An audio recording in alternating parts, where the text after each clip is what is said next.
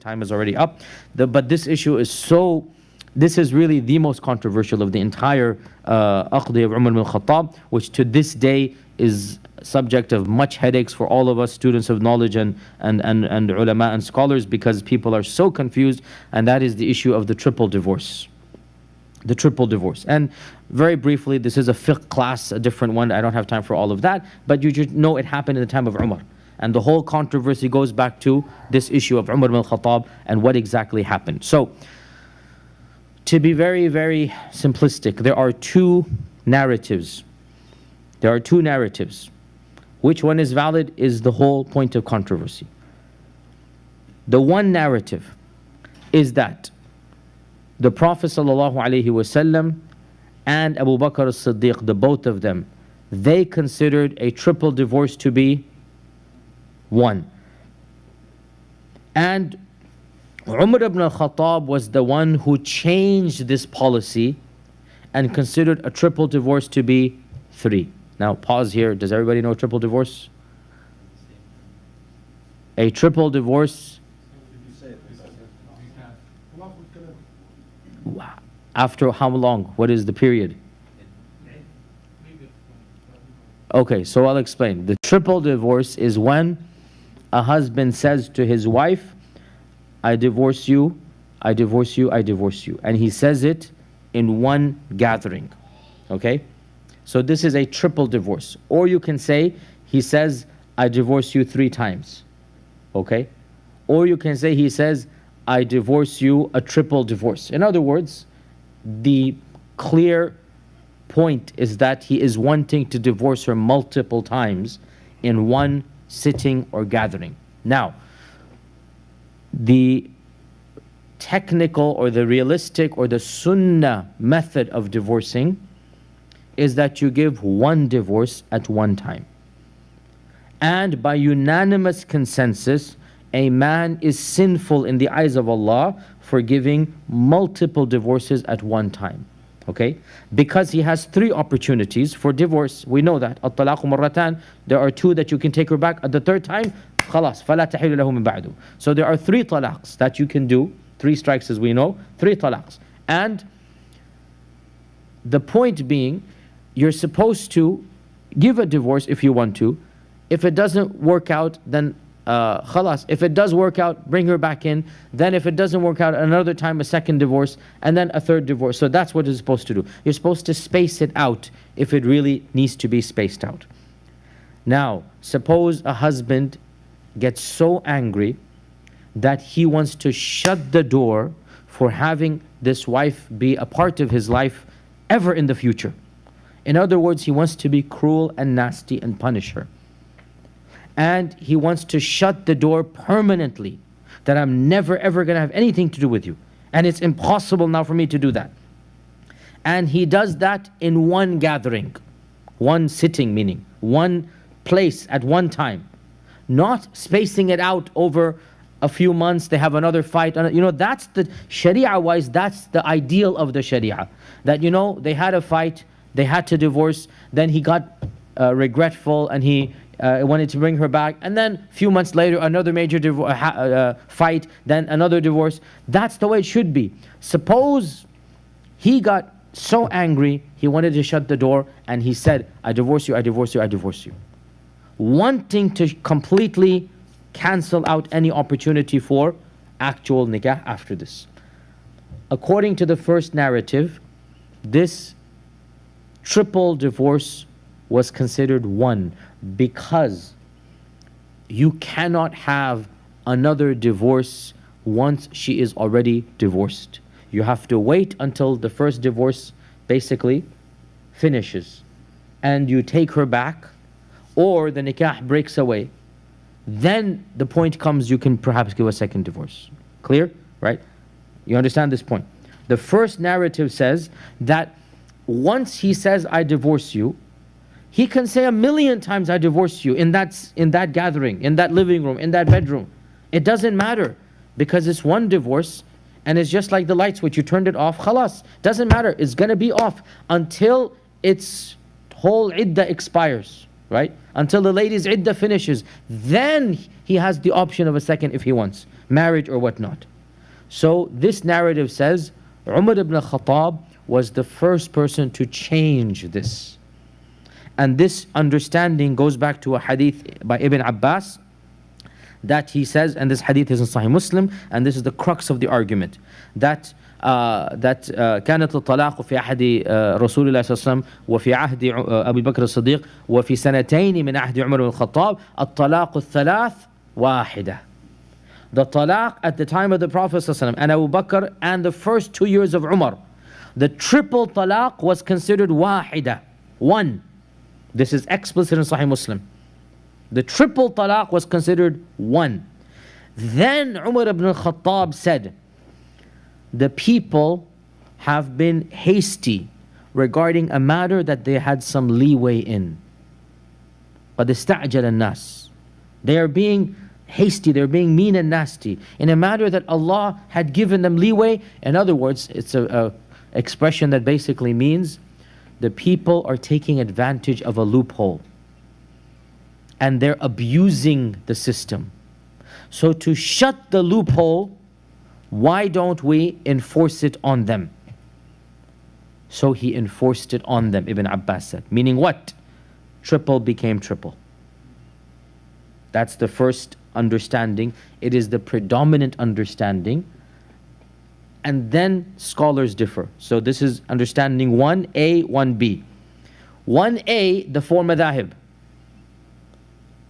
Since Umar did it, and the Sahaba agreed, and they had ijma', khalas, we will do it as well.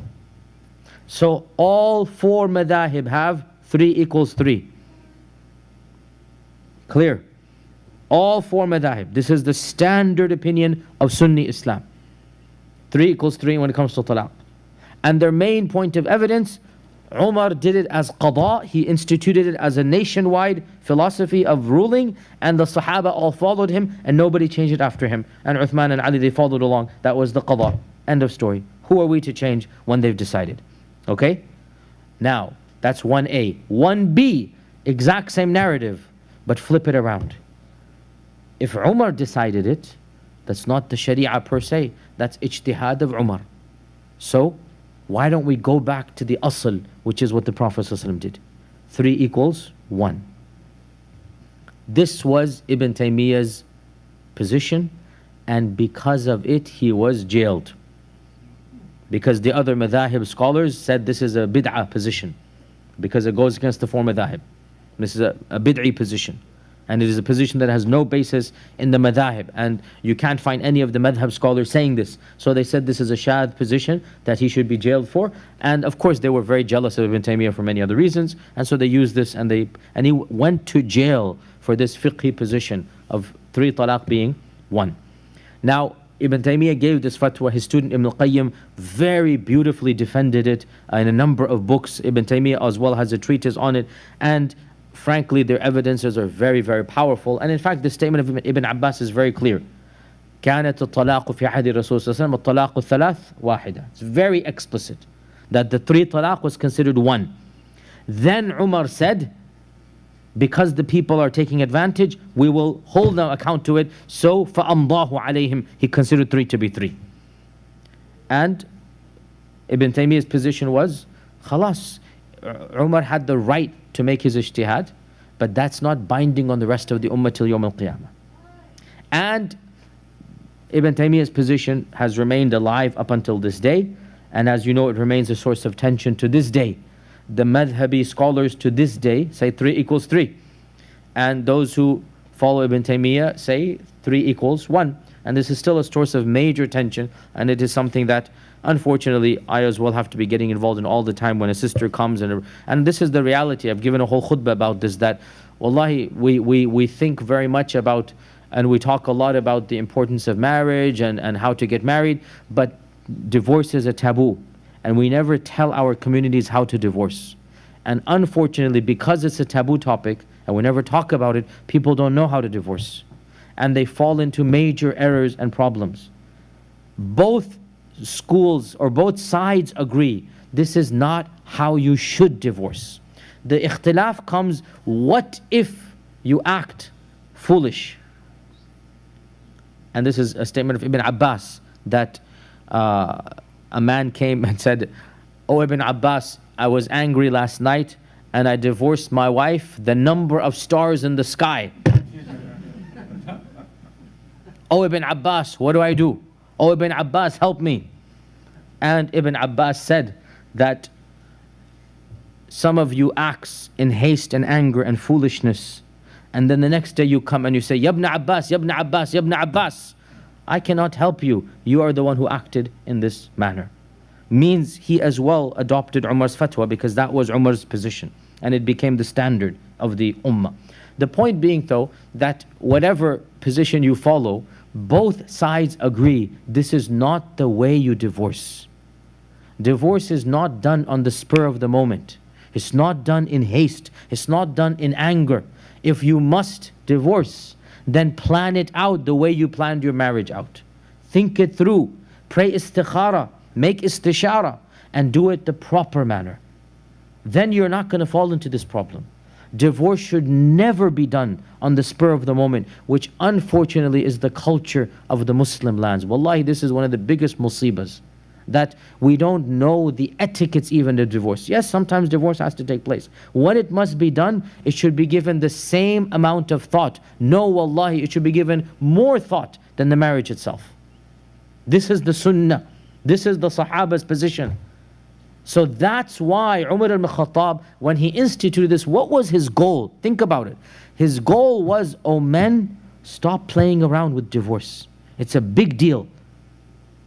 Don't mess around with it. And he wanted to punish them for being foolish. Stop being foolish. Don't just say divorce, divorce, divorce, and then think there's not going to be any consequences. This was the niyyah of Umar. And you know, it has a valid perspective. Now, when push comes to shove, I am sympathetic to Ibn Taymiyyah in this regard.